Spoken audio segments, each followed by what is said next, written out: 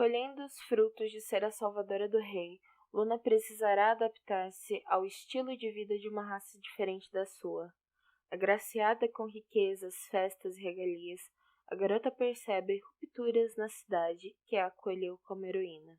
Aqui e ali, acontecimentos bizarros revelam a verdadeira face daquele mundo, obrigando-a a buscar respostas que deveriam permanecer para sempre nas sombras. Seguindo seus mais profundos instintos, será a Luna uma heroína? Oi, eu sou a Carol. Bem-vindos ao Chá da Tarde. A gente tem muita coisa pra conversar hoje. Primeiro, que eu não tava esperando pegar uma distopia logo na primeira resenha. Mas a vida é essa, né? Então, pra gente não ter dúvidas sobre o que eu vou falar no livro, eu vou explicar o que é utopia, o que é distopia, como funciona esse mundo e depois eu falo das minhas opiniões. Então vamos lá. Utopia é um mundo perfeito, é um mundo idealizado onde nós não temos guerra, não existe fome, não existe pobreza e que as pessoas têm condições de ter uma vida amplamente feliz. Enquanto a distopia traz um mundo em chamas. É um mundo onde às vezes não tem alimento, ou quando tem alimento, a gente encontra um governo totalmente opressor, ou a gente vê a sociedade em ruínas, ou a gente vê uma parcela da sociedade sendo oprimida ao máximo. A gente tem que entender que as distopias semelhantes ao Fruto Podre, traz sim uma sociedade com muitos problemas, mas nós vamos enxergar essa sociedade do ponto de vista de um personagem que às vezes não ajudou a fundar essa sociedade. Ele só foi inserido dentro dela e ele enxerga ela como o melhor jeito de funcionar, ou ele não enxerga ela como o melhor jeito, mas também não vê outras formas de mudá-la. Então, a gente chega na Grande Planície. A Grande Planície é uma sociedade dividida racialmente em 3 níveis. A galera que está lá em cima são os evoluídos, e eles moram na Cidade Celestial. No meio moram os Albas, que vivem na Cidade de Soberania. E embaixo, na base, fica a cidade de Lunaelumen, que eu não sei se eu estou falando certo. Qualquer coisa, desculpa aí, autor. Na cidade de Lunaelumen vivem os Yacintuns. Bom, no geral, todas as raças são meio parecidas, com exceção de alguns aspectos que não foram descritos no livro, então eu não tenho como contar para vocês quais são essas diferenças. Mas a única coisa que eu posso falar que realmente é diferente é que os Yacintuns sangram azul.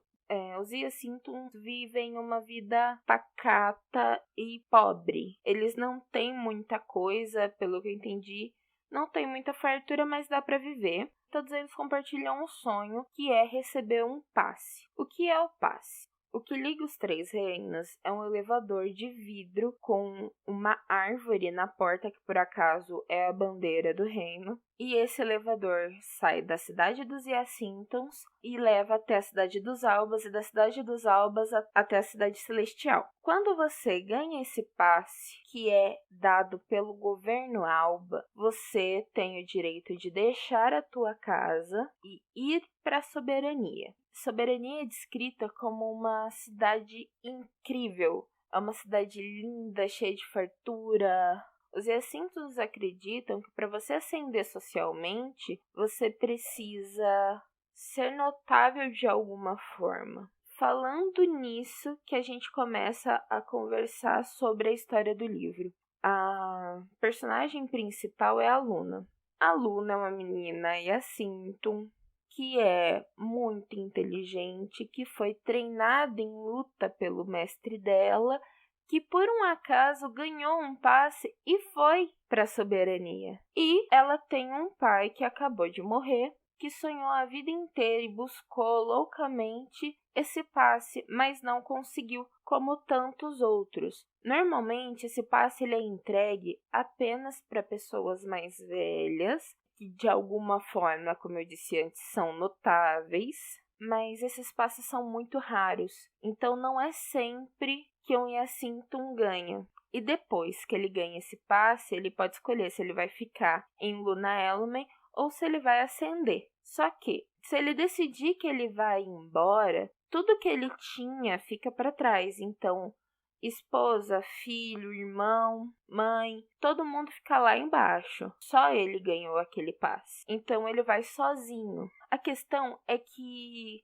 tem-se esse pensamento de que soberania é tão incrível que ninguém recusa e todos os seus familiares, por mais que eles vão sentir falta de você, eles não impedem que você vá. Eles te dão força. E a Luna é diferente porque a Luna não pensa que as pessoas deviam passar a vida desejando ir para a soberania porque elas acabavam esquecendo de viver aquela vida. E ela censura os irmãos por quererem ir para a soberania. Ao mesmo tempo que ela também quer, bem no íntimo dela, subir no elevador. Bom, a nossa história começa efetivamente quando, no meio da parada real, que acontece uma vez por ano, tentam sequestrar o rei. E, no meio daquele fuzuê, que a multidão se aterrorizou, os sequestradores imobilizam quase toda a guarda real, pegam o rei, levam para um campo e a Luna é separada da família dela pela multidão. Ela visualiza aquela cena e ela ataca os sequestradores para salvar o rei. E ela consegue. Então, ela fica alguns dias em casa lendo jornais e descobrindo que ela é agora a salvadora do rei e que todo mundo conhece a cara dela. Ela ganha um passe. E, como eu falei antes, quando você aceita o passe e sobe, você deixa toda a tua família para trás. E a Luna tem mãe e 2 irmãos. A princípio ela não quer ir, mas a mãe dela acaba convencendo ela. Então ela junta os poucos pertences que ela tem, guarda a foto do mestre dela e leva. E acompanha um guarda muito esquisito. Bom, eles caminham até a frente do elevador e quando eles chegam lá, ele fala que ela não pode levar nada de Luna Element. E nesse ponto você descobre que os Albas provavelmente sabem tanto sobre os Hyacinthos quanto os Hyacinthos sabem dos Albas. Então a Luna tira todas as roupas dela, ela pega as roupas que lhe foram oferecidas. Ela tá vendo aqueles poucos pertences dela serem jogados fora quando ela consegue resgatar a foto do mestre dela. Então ela sobe. Logo que ela chega, ela tem uma sensação muito opressora daquele lugar. Tudo nele parece que faz mal para ela. E ela não sabe de onde vem essa sensação. Acontece uma festa em homenagem a ela. E aí ela tá parada na frente do salão daquele monte de gente que ela não conhece e ela tá atrás de pessoas iguais a ela. Quando a rainha nota que ela tá procurando outros Hyacinthos, ela aponta onde estão esses Hyacinthos. E eles estão limpando o chão e todos eles parecem muito magros e assustados. Então o mesmo guarda que escoltou ela até a cidade dos Albas, quando ele vê ela conversando com a rainha, ele vai até ela e atira para dançar. E eles estão dançando, trocam umas farpinhas ali e aqui, quando ela vê que tem um Hyacinto muito velho, muito magro, encarando ela. E aí ele cai e ela vai correndo tentar ajudar ele, porque a Luna é assim. E no meio do caminho ela esbarra num negócio que eu não lembro agora o que era. E ela abre um corte. E de repente todo mundo encara ela com uma cara muito estranha. Rapidamente ela é retirada dali, levada para o quarto, onde o ferimento dela é tratado e ela melhora. De noite, a rainha vem até o quarto dela e entrega para ela uma chave. Ela fala, no momento certo você vai saber para que é isso. E a Luna tá achando tudo aquilo muito esquisito. Acontece tudo isso em pouquíssimos dias. No outro dia, ela vai conversa com o rei, pedir para trazer a família dela para cá. O rei reage muito mal com aquilo. E aí ela percebe que ela começa a ser vigiada mais de perto. Como ela tá achando aquela situação muito estranha, ela não tá conseguindo comer, a vida tá uma bosta. ela resolve ir atrás das pessoas. Ela não consegue respostas das vias naturais, então ela dá um jeito de escapar do castelo e ela encontra o Yacintum velho. Bom, eu vou parar de contar aqui, porque tudo que eu contar daqui pra frente vai ser um spoiler gigante. É difícil julgar um autor por decidir reduzir a descrição de personagem. É difícil, principalmente porque eu não estou lendo um livro publicado por uma editora, não tá aqui na minha mãozinha. O livro que chega na nossa mão, o livro que vai para a estantezinha da Saraiva, não é o livro que a escritora escreveu antes de publicarem. Esse livro vai ser revisado trocentas mil vezes, esse livro vai ser cortado, esse livro vai ser editado, esse livro vai ser diagramado, para só então ser impresso. Eu tenho alguns problemas com a protagonista por questões simples e altamente pessoais. Eu acho a Luna um personagem genérico demais para uma protagonista. A Luna não tem muitas características e eu sei que nenhum dos personagens descritos tem muitas características, mas todos eles trazem uma personalidade ao agir que para mim conta muito. A Luna não. A Luna, a particularidade dela é que ela é grossa o tempo inteiro. E eu não tô falando que ela deveria ser menos grossa. Não, é que a Luna, todas as decisões que ela toma de forma extremamente enérgica e vai ser assim porque eu quero que seja assim.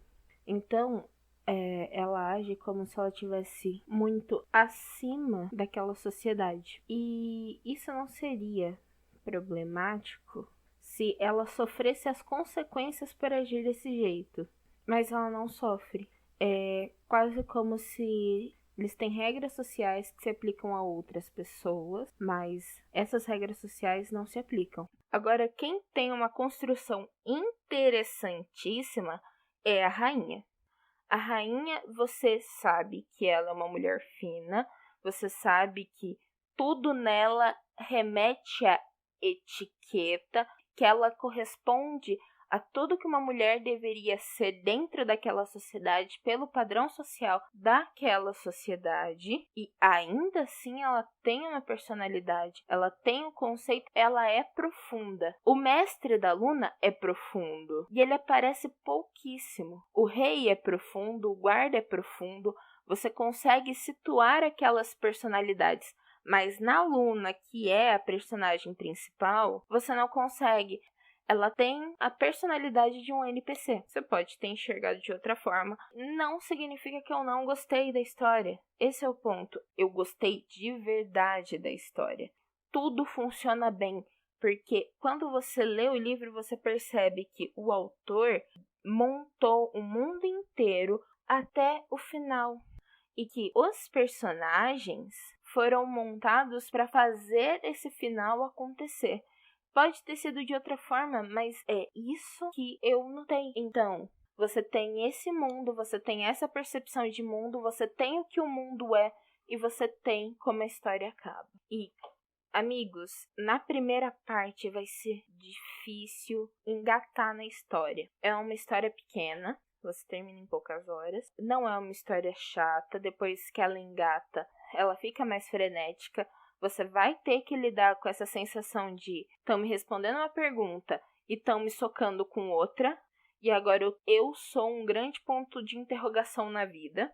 Mas quando as perguntas começam a ser respondidas, você vai ficando, não, é nada. E aí, de repente, você tá, ai meu Deus, e agora? Eu não sei como eu saio daqui. E aí, acaba. Você tá satisfeito com as respostas, você tá chocado como a história acaba, e você tá tentando, dentro da tua cabeça, achar outro jeito de acabar com aquela história, sem conseguir, de fato, acabar com aquela história. É uma história divertida, você vai relaxar lendo ela. Nas propagandas que o autor faz, ele fala que a parte mais interessante é o prólogo. Eu particularmente não acho. Eu acho que a parte mais interessante é a festa de boas-vindas. Foi ali que o livro me pegou. Foi uma experiência divertida para mim. Apesar de eu não ter gostado muito da construção da própria Luna, depois de um tempo eu comecei a falar os nomes com mais naturalidade. É difícil, mas você aprende. Depois vocês leiam e mandem mensagem para mim no @chadeletrinhas. Me fala o que você acha pra gente ter essa troca de ideias. Obrigada, Maico, pela confiança, pela gentileza, por não querer me socar quando eu mandei as mensagens para você reclamando de alguns pontos do livro. Eu espero que você goste desse meu retorno para você. E você quer participar do chá da tarde, você vai me mandar uma mensagem no Instagram com o teu link e com o seu nome. Se já tiver o seu nome no Instagram, tranquilo. Ou você vai me mandar um e-mail da mesma forma, com o seu nome e o link do teu livro. Eu vou ler, vou fazer a minha resenha, vou passar as minhas considerações para você e vou publicar aqui. Importante, não esqueçam de me seguir no Instagram, dar curtir aqui nesse vídeo, compartilhar com um amiguinho para dar uma força para o autor também, porque se com base nesse vídeo a pessoa tiver vontade de ler o livro dele, eu já fiz o meu trabalho.